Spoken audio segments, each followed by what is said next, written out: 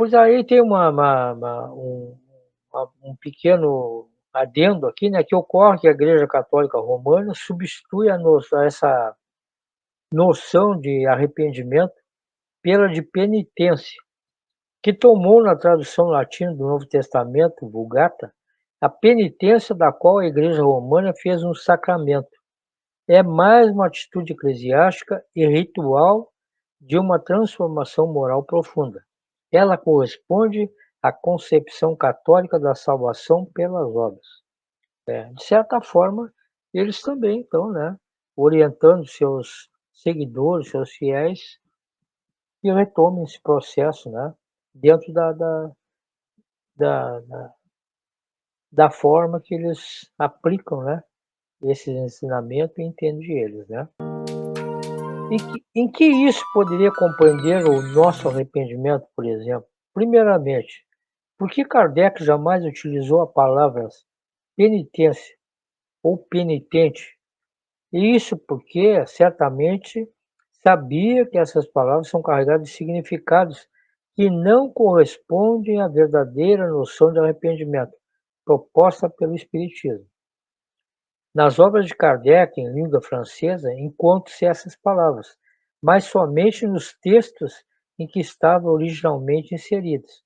Como é o caso das citações do Novo Testamento, acontece que alguns tradutores, ao verterem os textos originais de Kardec para o português, substituíram o termo arrependimento, que deveria ser traduzido repetência, que deveria ser traduzido para arrependimento, por penitente, o que compromete seriamente a ideia. Então, por isso que nós temos que tirar, né, o fundo moral dos ensinos, né, e trazer para o nosso tempo, para nós poder ter uma compreensão mais lógica, né, de tudo aquilo ali. Então, o termo penitência, que deu origem à palavra penitenciária, traz em si um certo peso, uma ideia de punição, de castigo. Sugere uma pena imposta por um tribunal e não uma transformação moral profunda e voluntária, né?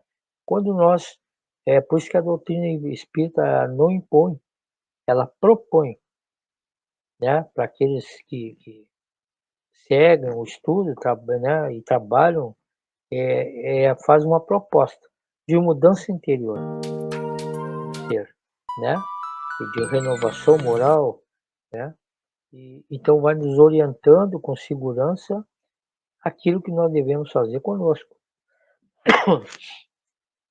Então, como não é uma transformação moral profunda e voluntária, fruto do amadurecimento do senso moral.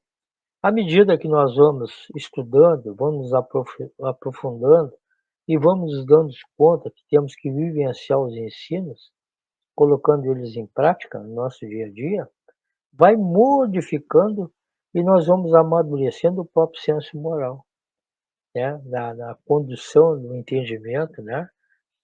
Como é o caso do próprio arrependimento, né?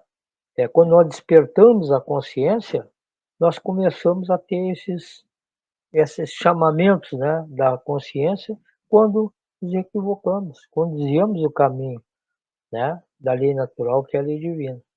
Embora nos dicionários da língua portuguesa as palavras arrependimento e penitência geralmente apareçam como sinônimas, o significado de penitência que predomina é pena imposta pelo confessor, um dos 7 sacramentos da igreja, né?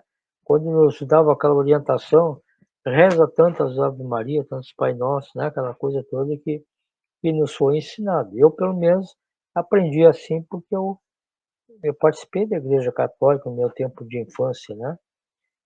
Então, a pena imposta pelo confessor, que no caso ali seria o padre, né? Recebendo a confissão dali do fiel, um dos 7 sacramentos da igreja. Qualquer sacrifício para expiação de pecados, jejuns, orações, etc., castigo incômodo, tormento, castigo público imposto pelo Tribunal da Inquisição. Isso lá nos tempos, né, que se aplicava, né, a própria Inquisição fazia isso aí também, né, com os fiéis. Como não comprometer o entendimento do significado de uma palavra que traz a ideia de transformação moral profunda e voluntária, quando substituímos por outra traz uma imposição do outro tribunal que não seja a própria consciência do infrator? O outro inconveniente bem pode ser o confundirmos o verdadeiro sentido do arrependimento com práticas exteriores, por exemplo, né? Deus deve ser adorado em espírito e verdade, né? Não com coisas externas, né? Com oferendas, essas coisas todas aí.